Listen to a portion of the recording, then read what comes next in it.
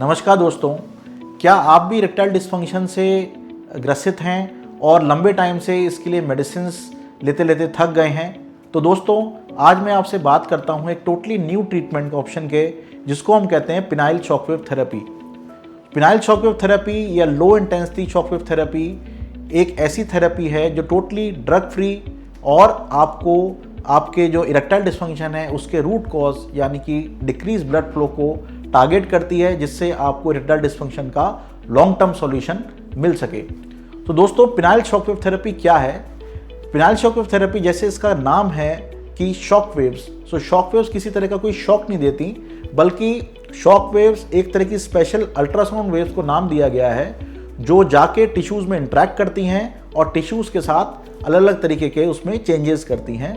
सो shockwave therapy, penile shockwave therapy एक special machine के द्वारा दी जाती है। ये मशीन एक स्पेशल तरीके की अल्ट्रासाउंड वेव्स आपके पिनाइल टिश्यूज़ पे फोकस करती है और ये अल्ट्रासाउंड वेव्स जब पिनाइल टिश्यूज़ के साथ इंटरेक्ट करती हैं, उसकी वजह से पेनिस में अलग अलग तरीके के चेंजेस होते हैं। सो अब ये चेंजेस क्या क्या होते हैं? सबसे पहले पेनिस में नई ब्लड वेसल्स बनने लगती हैं।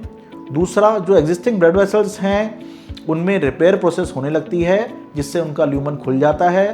पेनिस की जो नर्व्स हैं उनमें रिपेयर होने लगती है। पेनिस का जो स्पॉन्जी टिश्यू है उसमें जो साइनोसाइड्स हैं या उसकी जो लाइनिंग सेल्स हैं उनमें नाइट्रिक ऑक्साइड की प्रोडक्शन बढ़ जाती है। सो इन सारे इफेक्ट्स के चलते जो ओवरऑल पेशेंट का इरेक्शन है वो बेटर होने लगता है, वो हार्डर होने लगता है, उसका सेक्सुअल आउटकम बढ़ जाता है और अल्टीमेटली एक ये आपको लॉन्ग टर्म सेटिस्फेक्शन देता है। सो दोस्तों, ये पिनाइल शॉकवेव थेरेपी यूजली छोटे छोटे सेशंस में दी जाती है। हर एक सेशन करीब 8 से 10 मिनट का सेशन होता है और यूजली पेशेंट्स को 6 से 12 सेशंस की रिक्वायरमेंट होती है। ये सेशंस यूजली हफ्ते में 2 या 3 बार लगाए जा सकते हैं। सो डिपेंडिंग कि आपको कितने सेशंस की रिक्वायरमेंट है, आपको इस थेरेपी को कंप्लीट करने में 2 से लेके 4 या 6 हफ्ते तक भी लग सकते हैं। दोस्तों, किन लोगों में एक पिनाइल शॉकवेव थेरेपी इंडिकेटेड है या इफेक्टिव है? जिन लोगों को mild to moderate erectile dysfunction है, जिन लोगों को डायबिटीज़ है या अलग अलग तरीके की एथेरोस्क्लेरोसिस या हार्ट प्रॉब्लम्स हैं, जो लोग किसी भी तरह की मेडिसिन यूज़ नहीं करना चाहते, जो लोग लंबे टाइम से मेडिसिन यूज़ कर रहे हैं और वो मेडिसिन धीरे धीरे करके इनइफेक्टिव हो गई हैं या लेस इफेक्टिव हो गई हैं, या जो लोग टोटली एक नॉन मेडिकल थेरेपी के लिए इरेक्टाइल डिस्फंक्शन की एक नॉन मेडिकल थेरेपी के लिए ढूंढ रहे हैं, उन सब लोगों के लिए ये एक बहुत अच्छा ट्रीटमेंट है। किन लोगों में ये थेरेपी इफेक्टिव नहीं है या नहीं दी जा सकती? जिन लोगों को सीवियर ईडी है उनमें थेरेपी इफेक्टिव नहीं है। जिन लोगों को ब्लीडिंग डिसऑर्डर हैं या कुछ ऐसे डिसऑर्डर्स हैं जिनमें ये थेरेपी नहीं लगाई जा सकती।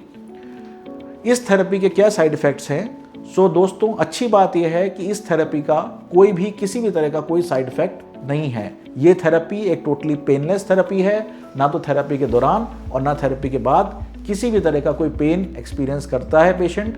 कभी कभी हल्का सा एक सेंसेशन वाली भावना बनी रह सकती है और वो भी धीरे धीरे करके चली जाती है।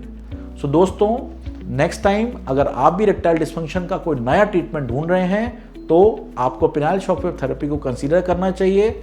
लेकिन साथ के साथ याद रहे, ये वाली थेरेपी आपको किसी यूरोलॉजिस्ट के कंसल्टेशन में उनसे मिलके, उनसे समझ के जब भी ऑप्ट करनी चाहिए।